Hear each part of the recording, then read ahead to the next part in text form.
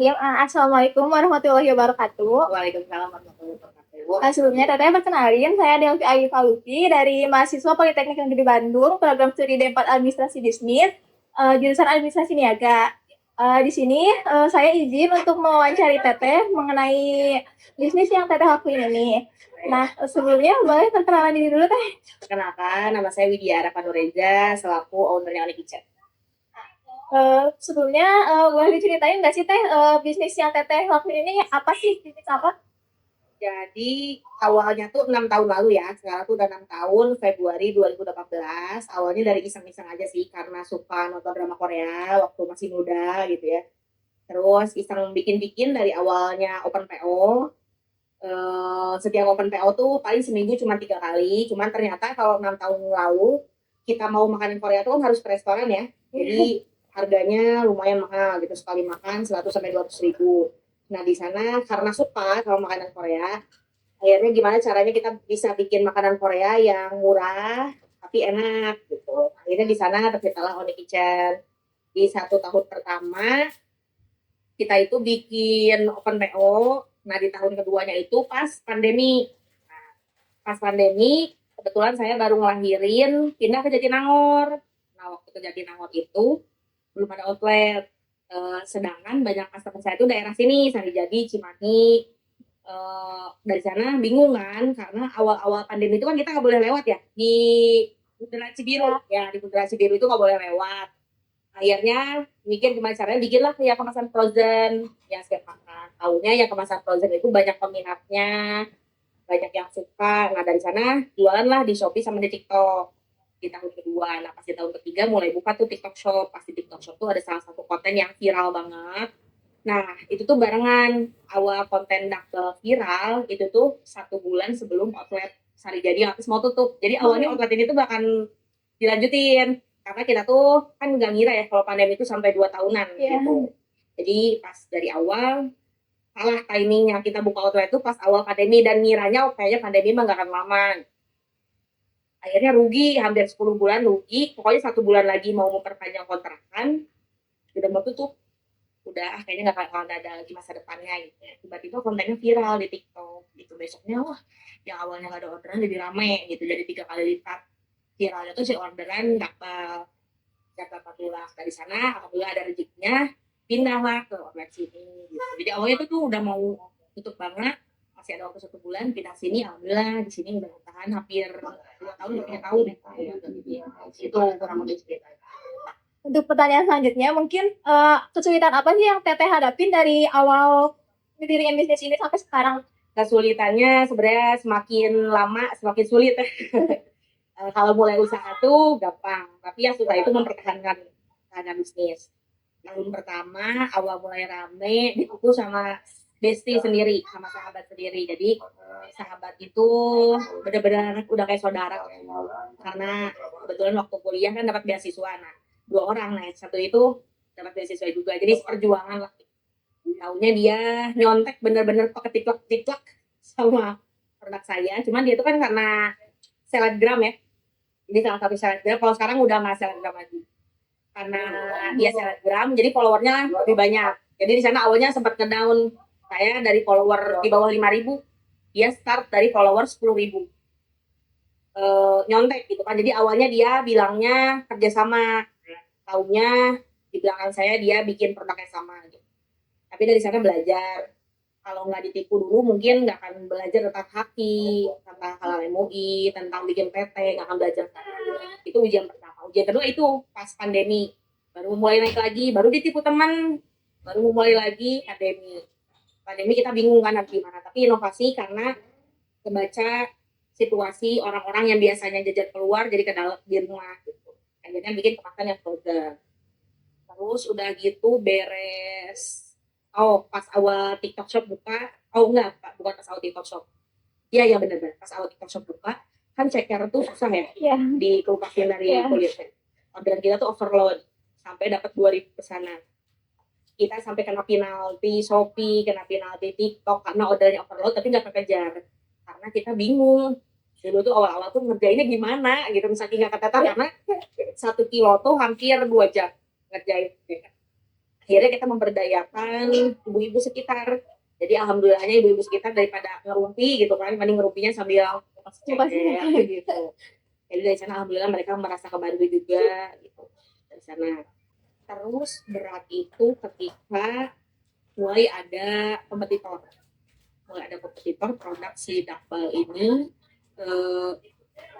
nggak tahan di suhu ruang. Jadi tahannya itu cuma semingguan kemarin awalnya buat pengiriman. Jadi orderan banyak, tapi banyak komplain. Kita dapat bintang 1. Itu sama, kita hampir nggak bisa jualan lagi di TikTok. Dari sana udah mau nyerah banget itu mas. Soalnya udah kayak capek banget gitu ujiannya terus-terusan gitu. Nah tapi alhamdulillah dikasih kekuatan gitu ya untuk tidak menyerah. Kita ngakalin gimana dakbalnya biar tahan. Sekarang tuh dakbalnya di dehidrator, jadi dikeringkan tanpa mengurangi nilai gizinya, tapi dia lebih tahan, bisa tahan di suhu sampai dengan 3 bulan. Mungkin untuk yang selanjutnya, apa sih strategi pemasaran yang Teteh lakuin? Kalau buat awal-awal, sebenarnya beda ya dari 6 tahun berjalan. Kalau 6 tahun dulu Instagram tuh ngaruh banget. Jadi karena belum ada TikTok ya, kadang kayak bikin story, terus ngedekatin bener-bener jadi sama follower tuh kayak bener-bener dekat banget. Jadi kayak kalau di WhatsApp ya, mereka ngupdate status kan di save nih nomornya, mereka ngupdate status kita balas, jadi si customer tuh merasa dekat. Kalau buat follower awal Oni mungkin ngerasa aku mah dekat tahu sama ownernya Oni karena dulu mah chatan langsung gitu.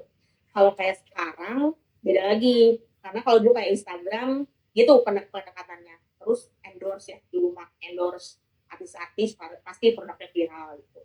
Nah setelah beres pandemi udah nggak ngaruh lagi karena beda lagi sistemnya, mulai ada TikTok, ada affiliate kan, afiliasi. Sebenarnya kalau dari sistem afiliasi itu lebih menguntungkan karena kalau endorse kan kita bayar 10 juta, belum tentu balik modal ya. Tapi kalau afiliasi kan dia dijual sesuai dengan komisi yang kita tawarkan, jadi sesuai dengan produk yang keluar gitu. Jadi lebih menguntungkan, lebih sama-sama menguntungkan lah dari segi seller maupun afiliatornya. Berarti untuk strateginya tuh kayak kepuasan pelanggan tuh penting banget ya, Teh. Nah, kalau kayak gitu gimana sih cara Teteh memelihara si kepuasan pelanggan itu sendiri? Nah, kalau kepuasan pelanggan sebenarnya mau muasin semua mulut orang emang nggak bisa ya, susah gitu. Tapi kan pasti ada standarnya dong, standar yang disukai sama rata-rata orang Indonesia kayak gimana. Makanya kita ngebikin produk Fun Kitchen itu sebenarnya rasanya udah disesuaikan sama lidah orang Indonesia. Karena kalau yang autentik Korea tuh sebenarnya dia nggak terlalu medok ya. Jadi rasanya nggak cita rasa micin gitu kan. Sedangkan kan kalau orang Indonesia mah gurih gitu. Generasi micin. Generasi micin. Kalau Korea kan sebenarnya dia tuh hambar rasanya sama gula banget gitu. Rasanya tuh nggak ada rasa lain. Kaldu juga dia kaldunya tuh kaldu hambar karena kaldunya asli dari kaldu sapi, kaldu ikan, kaldu dashi gitu. Jadi asli gitu ya si kaldu. Nah, kita tuh rasanya disesuaikan sama lidah orang Indonesia. Gimana caranya kita mempertahankannya? Ditanyain awal-awal tuh ketika ada orderan, bentuk garatok tuh yang ditopoki itu tuh rubah-rubah. Dari awal luarnya lembek, dalamnya keras. Terus luarnya kenyal, dalamnya masih mentah. Terus buyar. Pokoknya macam-macam lah sampai akhirnya nemuin cita rasa yang disukain sama orang Indonesia. Nah, ditanyain ke customer-nya setiap beli, ada masukan atau saran nggak? Gitu. Kalau sekarang follow up-nya tuh lebih ke ngasih promo.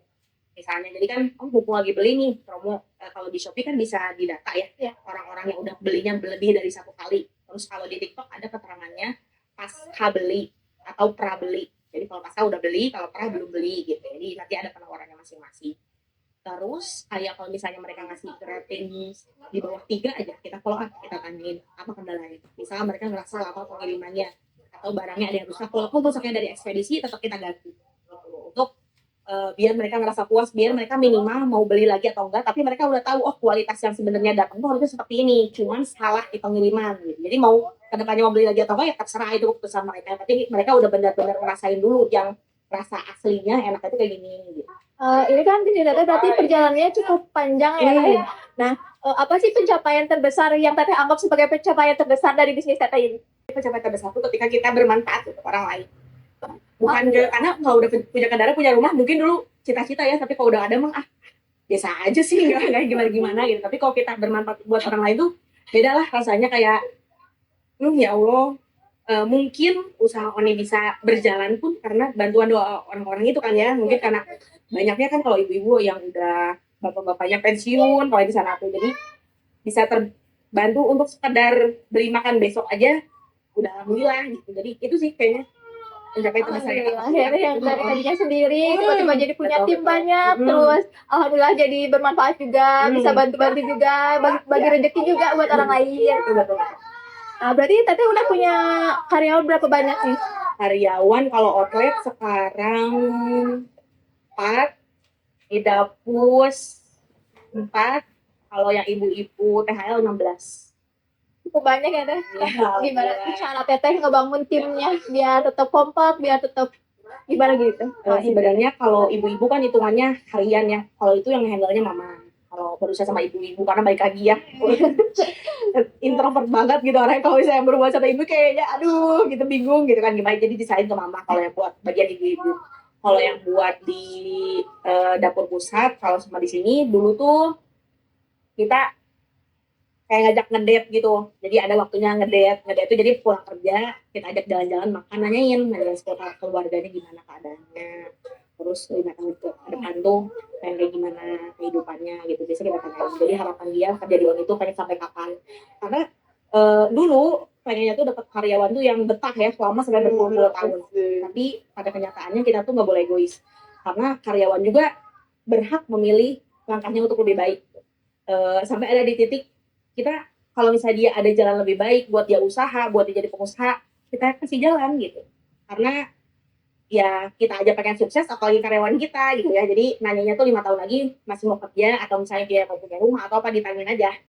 Untuk pertanyaan terakhir mengenai bisnisnya ini, ada nggak sih saran dari Teteh buat mahasiswa dan juga Gen Z nih yang mau menjadi entrepreneur? Sarannya harus kreatif.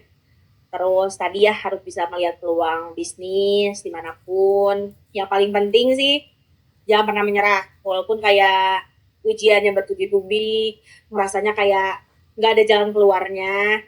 Tapi kalau percaya, dan kita aja juga pasti mendekatkan diri kepada Tuhan masing-masing ya. Kalau misalnya kita percaya sama hal itu, insya Allah bakal terjadi. Terus harus bisa manage keuangan. Gitu sih. Baik Teteh, terima kasih untuk jawaban-jawaban dari pertanyaan di sesi sebelumnya. Mungkin di sesi selanjutnya bakal ada pertanyaan mengenai digitalisasi bisnisnya. Oke.